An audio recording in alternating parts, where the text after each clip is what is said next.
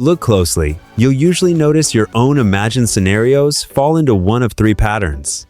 The first is the argument you never got to finish. You're explaining yourself, defending your choices, finally saying the thing you didn't say in the moment. The second is the future you're aching for.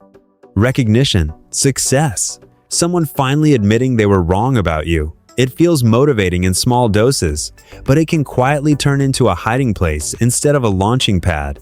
And the third is the disaster that hasn't happened yet. What if they misread what I meant? What if this goes wrong? What if I fail in front of everyone? Your mind starts building defenses for a war that may never actually arrive. Here's the pattern most people never connect. People who do this often share one specific trait. They spend an enormous amount of mental energy thinking about how others perceive them, not out of vanity, but because their mind is constantly scanning for social danger, constantly trying to get ahead of misunderstanding, rejection, or embarrassment before it happens. So the brain does what it knows how to do. It rehearses, over and over, in private, where nothing can go wrong, because you're the one writing every line. And that's exactly why these imagined scenes can start to feel better than real life. In your head, you control the outcome. People respond exactly the way you need them to.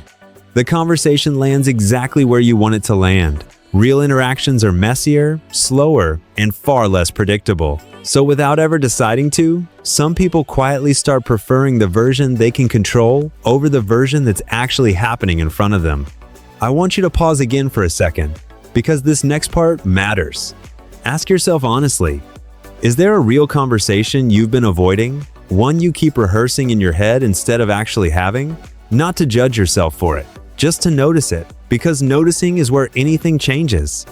Here's the part that took me the longest to understand about myself. Imagination was never the enemy. It's one of the most powerful tools your brain has.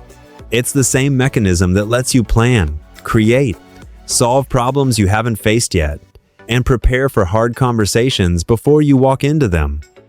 The issue was never that I imagined things. The issue was when imagining quietly replaced doing, when the rehearsal became the whole performance and the actual stage sat empty, because growth doesn't happen in the version of the conversation you perfected in the shower. It happens in the real one, the clumsy one, the one where you might not say it exactly right, but you say it anyway.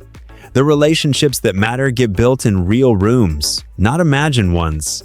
The confidence you're rehearsing for only becomes real once you've actually stood in front of the moment you were preparing for.